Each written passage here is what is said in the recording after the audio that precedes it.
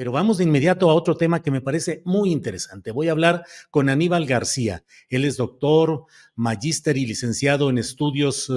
latinoamericanos por la UNAM, miembro de los grupos de trabajo de Claxo, Crisis y Economía Mundial y Violencias en Centroamérica. Ha publicado un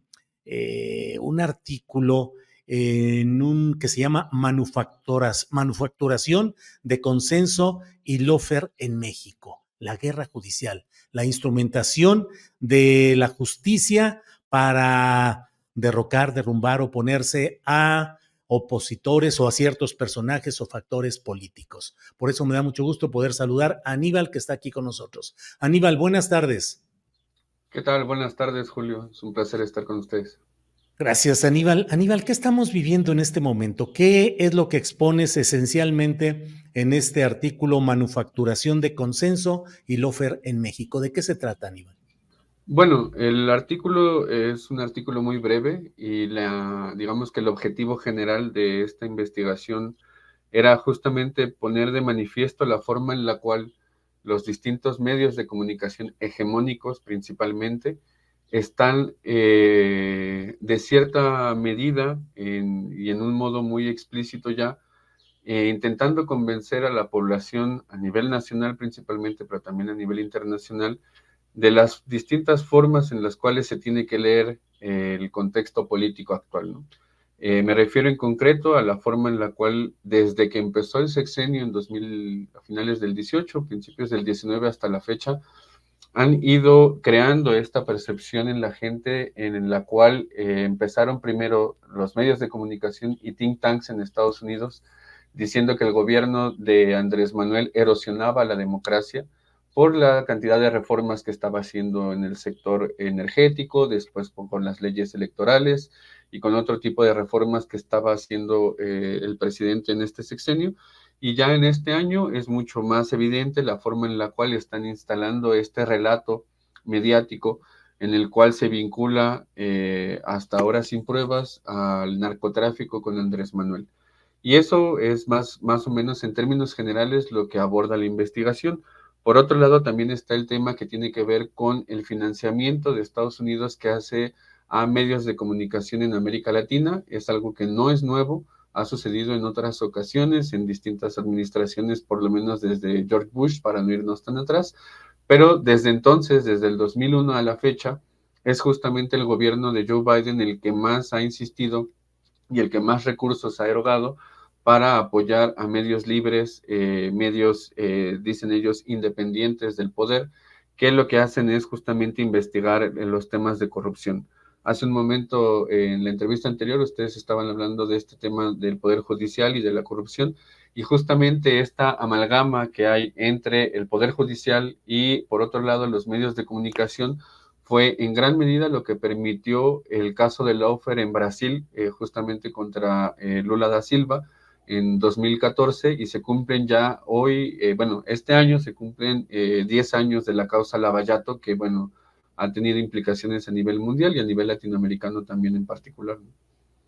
Aníbal, lo que estamos viviendo en este momento respecto a la investigación contra el ministro en retiro y expresidente de la Corte, Arturo Saldívar, por parte de la propia ministra presidenta actual, Norma Piña, y la serie de diferendos que se han ido dando entre el Poder Ejecutivo y la titularidad de este Poder Judicial,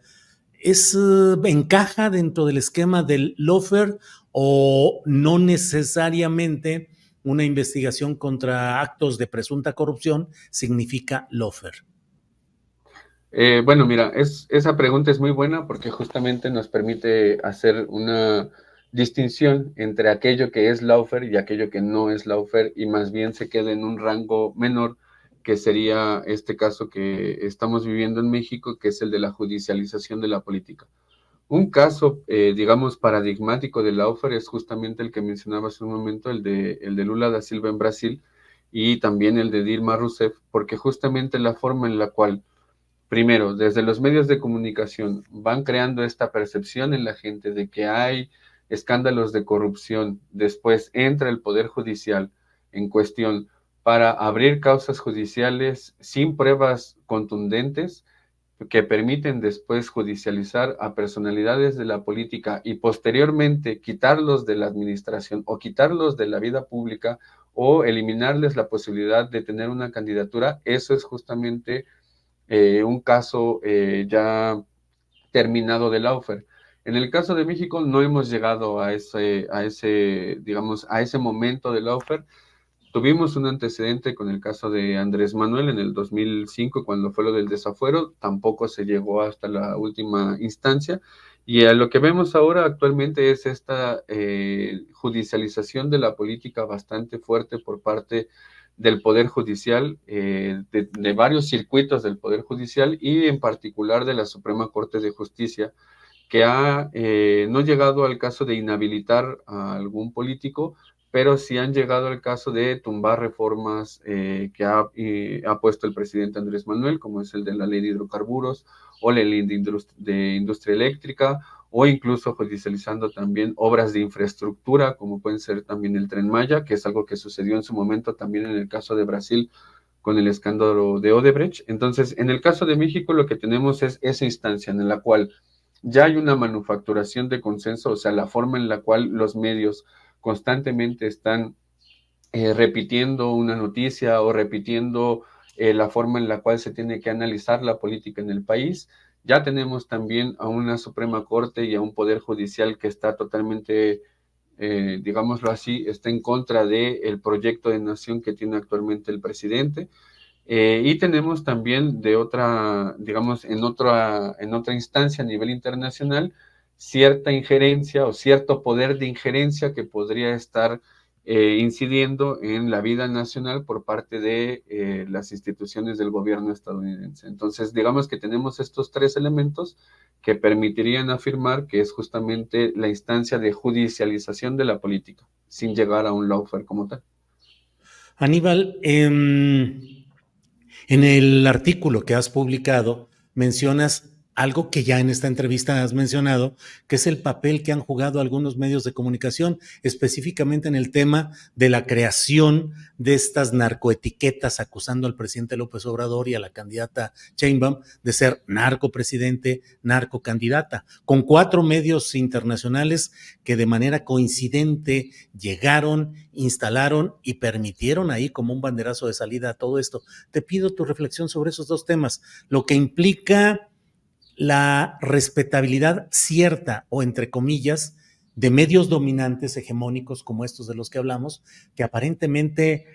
asumen un papel de imparcialidad y de poca influencia de factores políticos fuertes. Entonces, muchas veces se dice, pues son medios confiables de estos internacionales. Y segundo, hay muchos medios de comunicación independientes o no convencionales, pero subsidiados por instancias, sobre todo de Estados Unidos. ¿Qué hay sobre estos dos temas, por favor, Aníbal?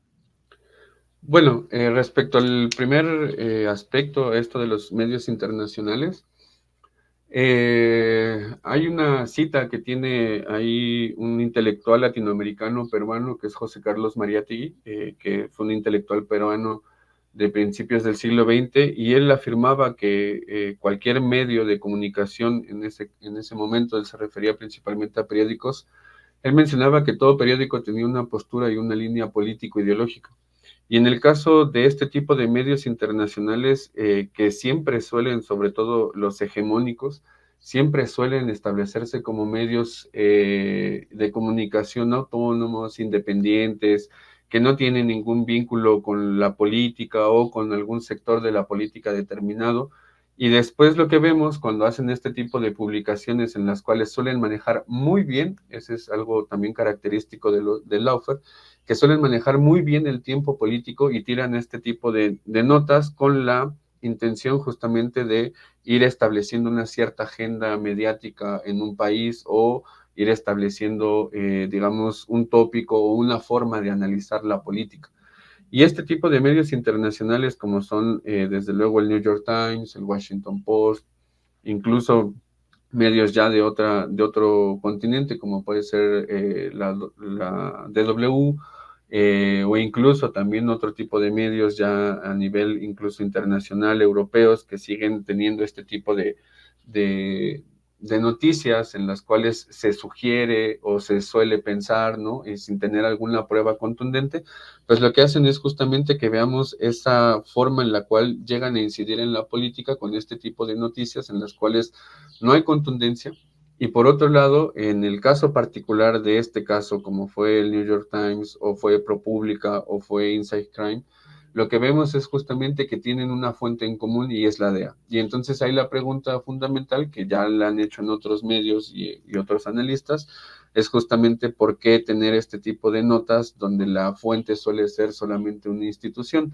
que en el caso de México ha tenido un gran poder de incidencia y de injerencia en la vida pública, pero que también desde que llegó al gobierno Andrés Manuel, han tenido rispideces y han sacado incluso algunas instancias o algunas oficinas de la DEA que tenían aquí en México, y se ha hecho también una reforma para poder saber quiénes son los agentes de la DEA en México, qué hacen y bueno, tener un registro de eso. Entonces, este tipo de cuestiones, pues justamente tienen detrás, como se puso en el artículo, tienen financiadores, tienen incluso también inversionistas, y en el caso de algunos, pues llegan a inversionistas que tienen intereses económicos en México, ¿no? En el caso, por ejemplo, del New York Times, encontramos en sus informes anuales que son inversionistas dos de los más grandes fondos de inversión a nivel internacional, que es BlackRock y Vanguard Group. Y bueno, ya con decir estos dos nombres podemos entender más o menos por qué inciden también con este tipo de noticias en la vida política nacional. Fueron dos de los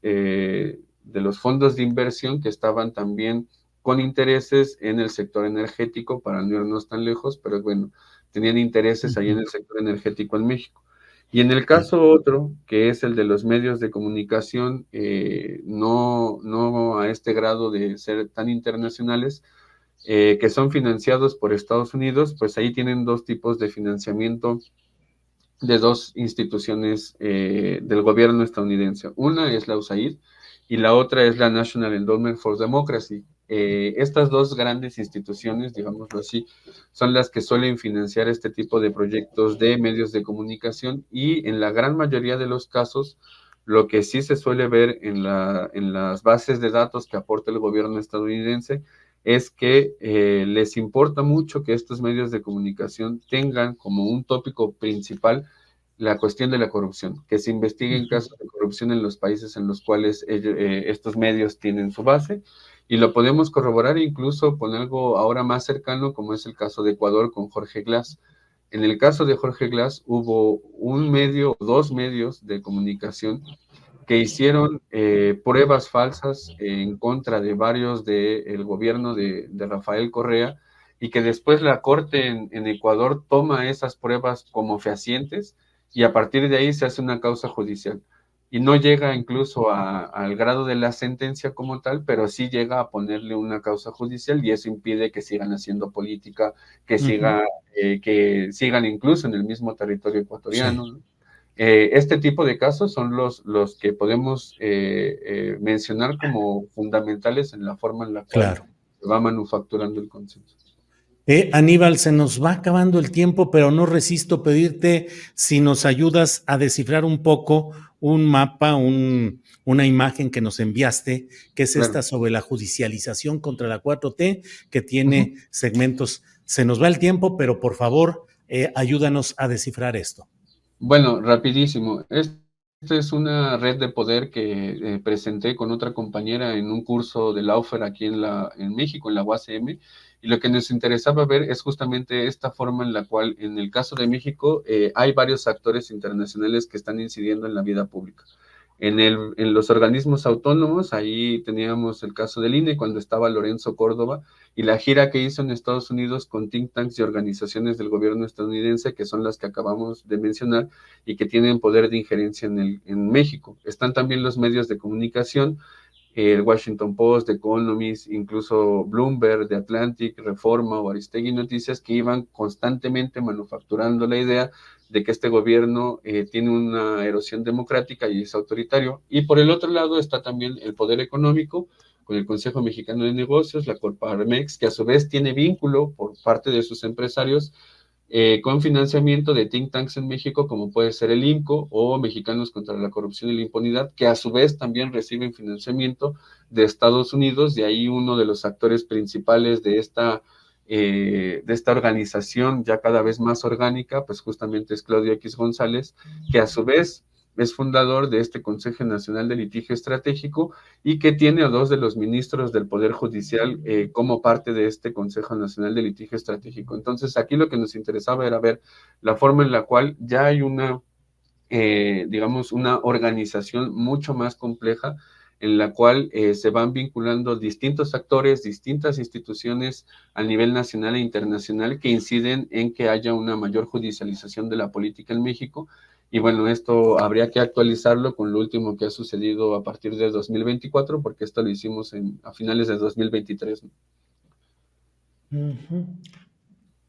Pues muy interesante todo este mapa de la judicialización contra la 4T. Aníbal, te agradezco mucho, a reserva de lo que desees agregar, te agradezco mucho que hayas estado con nosotros y que nos hayas aportado estos puntos de vista, relatorías, mapas que nos permiten ir entendiendo todo lo que se está jugando en este tema. Así es que, a reserva de lo que desees agregar, te agradezco mucho, Aníbal. No, muchas gracias a ti, Julio.